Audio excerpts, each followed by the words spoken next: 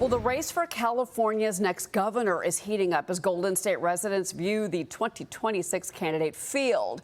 There are many contenders as of now, and rumors, of course, are swirling that former Vice President Kamala Harris could also join the fray, though no decision has been officially made.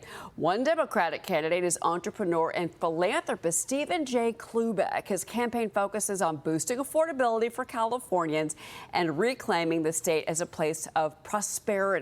And joining us now is the man himself, California gubernatorial candidate Stephen Cloobeck. And good morning, sir. So first, what are your top priorities for California? The state has been struggling financially and, of course, in the wake of the riots. Well, California is not open for business. It's not affordable, livable, nor workable. I've studied my great state, and we need to be on offense, not defense. We don't resist. We need to use the power of that $4.1 trillion GDP we have offensively.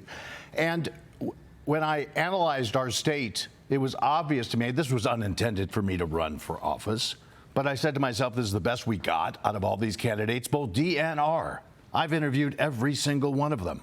Steve Hilton, Chad Bianco, please give me a break. You got a sheriff that's running around. He doesn't know if he's running for governor or being a sheriff. And he's violating the law. The guy's doesn't even know. He thinks he's above the law. And with all due respect to your co-host sometimes, Steve Hilton, the guy's really good at parliamentary government. Well, but Steve Hilton, no, I will say, though, Steve Hilton, though, does have, again, like it sounds like yourself, a vision of what he would like to see California Steve is a lovely guy, don't get me wrong. Because so many people are upset in the state 100%. Because of what has happened. People are leaving in droves the state of California. 100%. I lived there for 7 years. I don't miss it. I mean, how do you stop people from fleeing a state when you've got homeless all over Santa Monica? And you've got, I mean, at least San Francisco finally woke up and elected a mayor that's a little more business friendly. And the same thing will happen in this gubernatorial race because people have had enough. Right. They absolutely have had enough.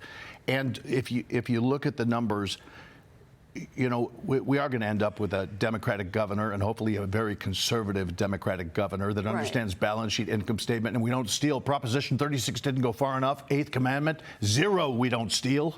Come on. Well, Governor Newsom is term limited, to be clear, but he's... Well, by the way, his expiration's my birth date. Well, oh, there you go. I think that's an ominous sign for your campaign. But, you know, here's what he did. Listen to this. He signed this $320 billion state budget. This was just on Friday. Thank you. $321 billion budget. He wants to roll back state-funded health care programs for illegal migrants, largely due to the $12 billion deficit that they're facing. Largely because he caused it, and he's trying to meet in the middle now. Well, he's obviously trying to recover because he might want to do something else after he's the governor of California. But the Federation for American Immigration found that 3.2 million illegals cost the state more than $23 billion in 2023. How do you? Well, how about this? That, how about this? I haven't rolled this out yet. I do have an insurance fix on my website, tip to tail, nonpartisan, to open the insurance markets back up using the captive of the state. Same thing I did in my global world hospitality business. I've got an affordability fix where I'm going to declare an affordability emergency in the state and pause CEQA, Species Act, and Coastal Commission till the legislature improves the legislation. These are solutions for a better life in California. And if you look at EDD COVID fraud, what, $20 to $30 billion? Plus the homeless money unaccounted for, maybe another $20 billion. Right. And then this nonsense of taking care of others. I want to know where this money is. So you know what I'm going to do? I declare right now a bounty of 10% of this found money. Okay, so if that's $50 billion, I'm going to give away $5 billion to those that find and turn over who's got the money. Maybe Elon Musk could help you with that. Well, speaking of that, we need to be all about performance and results in California, okay? So I'm going to launch the California Department of Performance and Results. You know what that's named is? What's the acronym of that? Go right ahead. CPR. That's the state needs. I'll let you deliver the lines. But let me ask you this, because Maria, actually, you mentioned Steve Hilton, whose name is now in the race. And it is, again, a crowded field. But he actually sat down with Maria, and she asked him about kind of the state of California, what he wants to do. So I want you to listen to this.